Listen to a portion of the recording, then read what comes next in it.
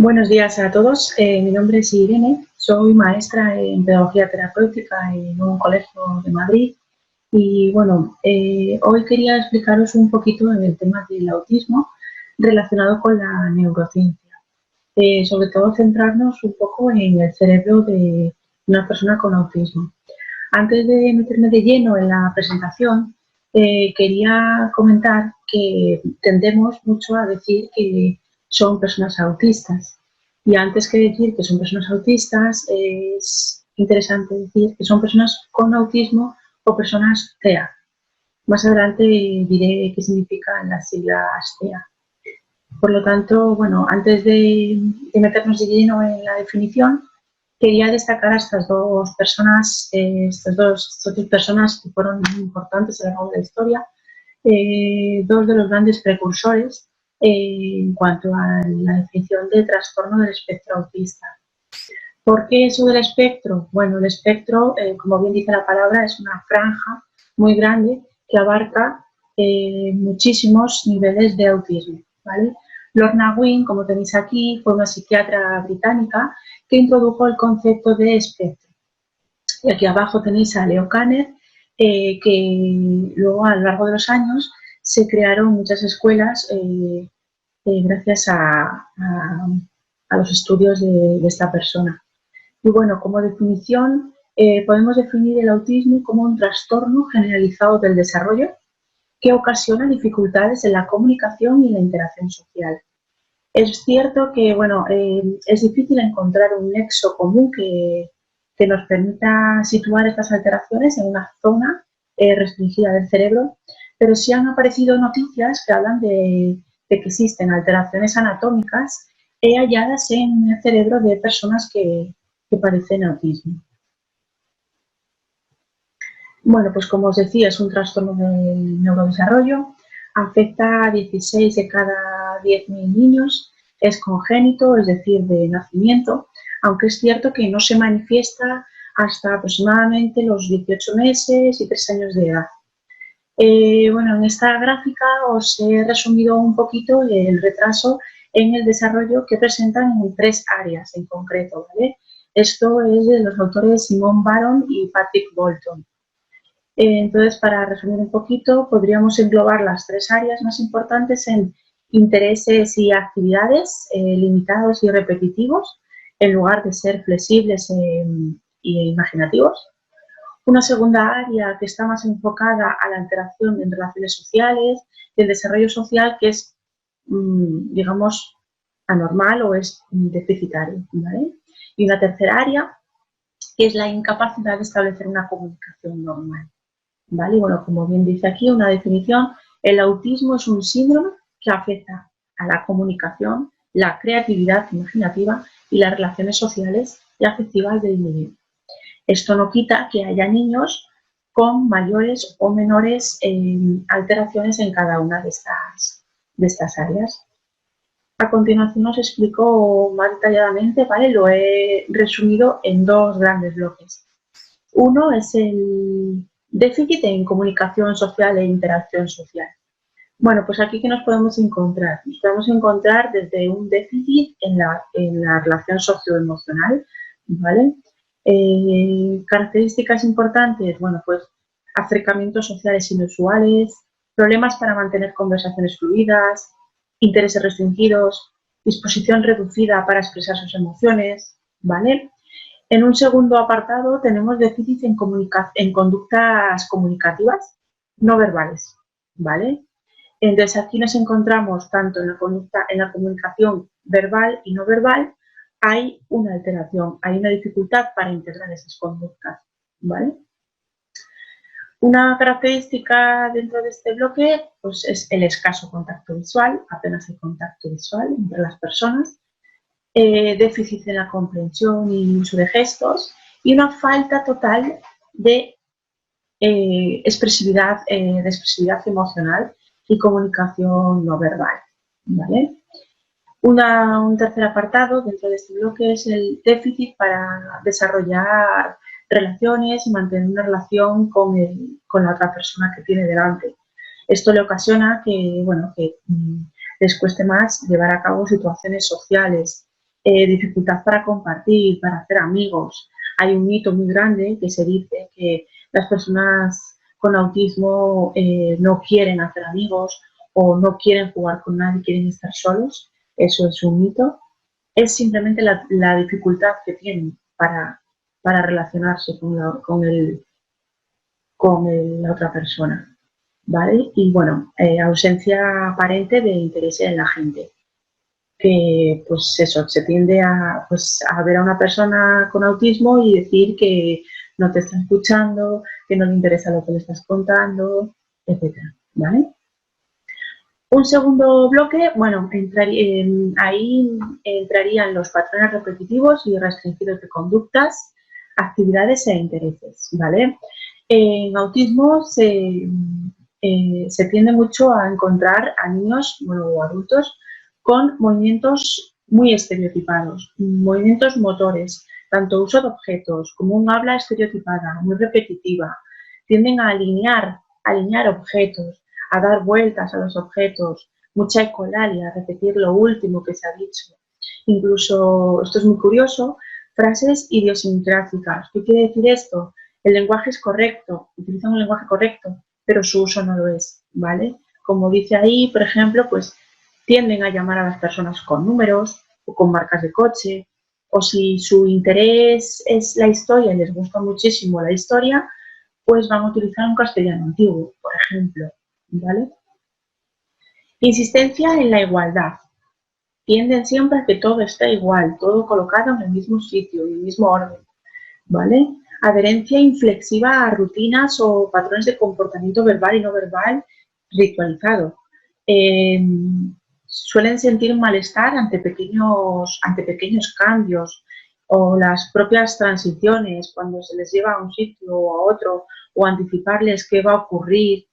Rituales para saludar, necesidad de seguir siempre el mismo camino o comer, por ejemplo, siempre lo mismo. De ahí que tengan tantas dificultades en la alimentación desde muy pequeñitos, por lo que voy a decir a continuación, por el tema también de las texturas, ¿vale? Intereses restringidos, obsesivos, son anormales por su intensidad o por su foco, ¿vale? Pueden tener desde un apego excesivo a alguien o una preocupación excesiva con objetos que son inusuales.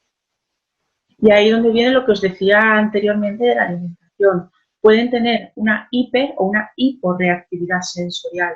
¿Esto qué significa? Bueno, pues que pueden ser indiferentes, aparentemente indiferentes al dolor o a la temperatura, ¿vale? Pueden hacerse daño y no notarlo, o romperse incluso un hueso del cuerpo y no notar dolor. Y las texturas son muy específicas, ¿vale? Los olores, el tocar objetos en exceso, fascinación por las luces o los objetos que giran. Por eso, con niños que apenas tienen lenguaje y se les hace agendas de comunicación, las texturas son muy importantes. Vale, pues ya una vez que hemos hecho una pequeña introducción al autismo, me meto de lleno en la neuroanatomía. Bueno, aquí desde estudios clínicos pasados hasta que se descubrió que había una alteración cerebral, ¿vale? Se vio que había una dificultad para comprender o expresarse, ¿vale? Y esto no les favorece la interacción social. Pero esto no significa que no todos los trastornos del lenguaje se asocian a dificultades en la sociabilidad. Ni todas las personas con un lenguaje óptimo son socialmente competentes. Aquí se tiende mucho a confundir, ¿vale? Es lo mismo que, bueno, existe una comorbilidad en el autismo. ¿Qué significa esto? Que puede que existan personas que padezcan un trastorno del desarrollo asociado también a un TDAH, asociado a un retraso del lenguaje, con impulsividad, problemas de conducta, pero no eso significa que, por ejemplo, un TDAH tenga que padecer autismo. Se ha descubierto también que en un 70% de niños con autismo presentan discapacidad intelectual de mayor o menor gravedad. Se ha descubierto también que aparecen convulsiones y epilepsia. Esto ha hecho que más que un trastorno emocional se le considere un trastorno biológico. También se ha visto que presentan dificultades a nivel perceptivo, visual, auditivo y táctil. Pero esto no tiene evidencias, no han descubierto ninguna evidencia de que haya alteraciones a nivel visual, auditivo o somatosensorial. También se ha descubierto, gracias a estudios de resonancia magnética, lesiones cerebrales, ya sean parálisis cerebral o prematuridad. Esto puede causar autismo y se ha visto en las resonancias magnéticas que la sustancia blanca también está dañada. Bueno, pues este problema cerebral se manifiesta en funciones cerebrales, ya sea en motricidad, lenguaje, comunicación, cognición, memoria, percepción y atención. Bueno, seguimos con estudios, ¿vale?, que han descubierto que, bueno, estadísticas, que 1 de cada 5 niños con autismo presenta una macrocefalia a los 4 años, ¿vale? La macrocefalia nos referimos al que el perímetro craneal se ha acelerado, ¿vale?, entre los 6 y los 14 meses, pero esto en la adolescencia desaparece. Bueno, el cerebro va creciendo, ¿vale?, como todos sabemos, porque crecen las conexiones entre neuronas, ¿vale? La corteza cerebral se va haciendo más gruesa y, por lo tanto, la sustancia blanca también. En estudios de resonancia magnética demostraron que el incremento del crecimiento craneal se correlacionaba con un mayor grosor de las sustancias gris y blanca. Bueno, pues ahora me quiero centrar en el tejido cerebral del autismo, ¿vale? Bueno, pues como todos sabéis, en la etapa prenatal del neurodesarrollo se generan constantemente nuevas neuronas, ¿vale?, que van migrando pues hacia el lugar donde se formarán algunos de los órganos nerviosos. Ahí tenéis como ejemplo pues tanto el cerebro, el cerebelo, tronco del encéfalo, médula espinal y órganos periféricos. Un estudio muy importante que se hizo un estudio cerebral necrópsico, ¿vale?, de personas que fallecieron y que padecían autismo, y también se encontraron alteraciones en la corteza cerebral y en las estructuras subcorticales. Se encontraron también defectos en la migración neuronal. Aquí os he dejado un dibujo del desarrollo, cómo se va desarrollando la corteza cerebral y cómo se ve la evolución de esas conexiones neuronales, desde el recién nacido, 1 mes, 3 meses, hasta los 24 meses. Bueno, pues como os decía, en la sustancia blanca se encontraron cuerpos neuronales, incluso también en la capa más profunda de la corteza cerebral. ¿Qué indica esto? Bueno, pues que estas neuronas no se han completado correctamente, ¿vale? No han completado esa migración, ese desplazamiento hacia esas zonas y se quedaban en lugares que no correspondían.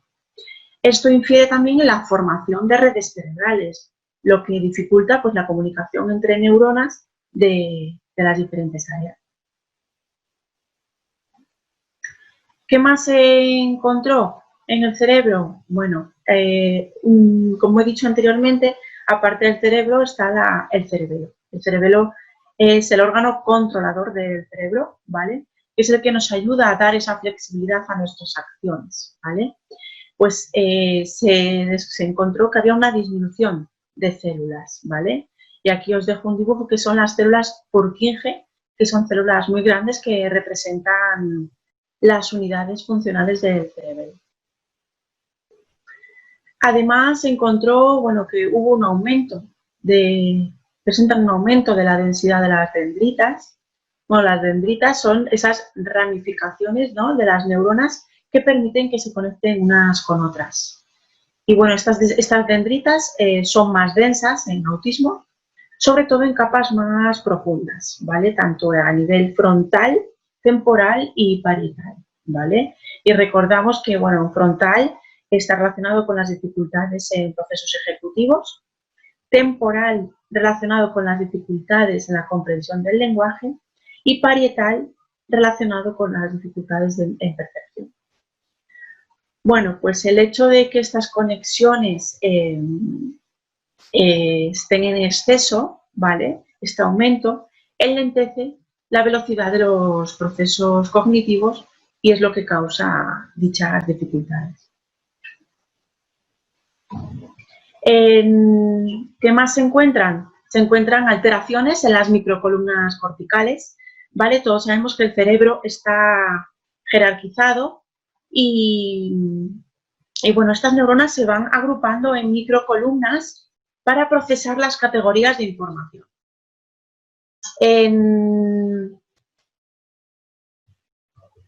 En el autismo, estas microcolumnas son más numerosas, son más estrechas y con mayor volumen de la sustancia blanca, ¿vale?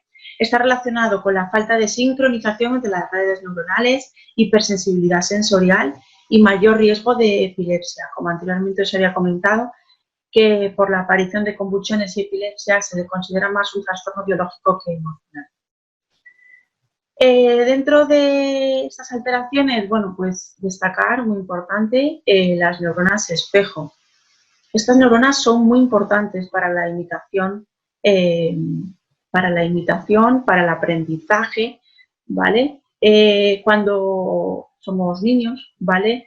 Y estamos observando las conductas del adulto, cuando todavía no tenemos lenguaje, pues estas neuronas son las que nos permiten imitar la conducta del otro, ¿vale? Los niños van adquiriendo esa habilidad de atención compartida, siempre con una intención. Se descubrió también que se activaban las neuronas del lóbulo frontal, ¿vale?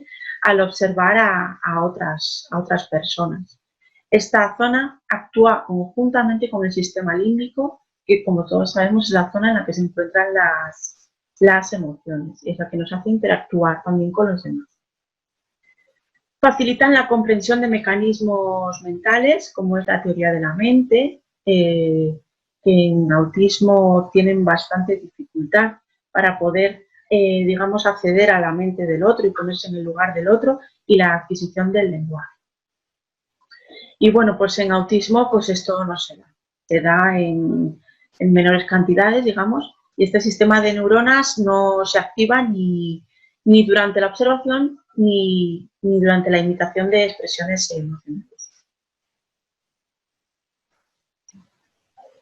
Vale, y bueno, para ir terminando, quería centrarme un poquito en la teoría de la infraconectividad, que bueno, es un pequeño resumen de todo lo anterior, ¿vale?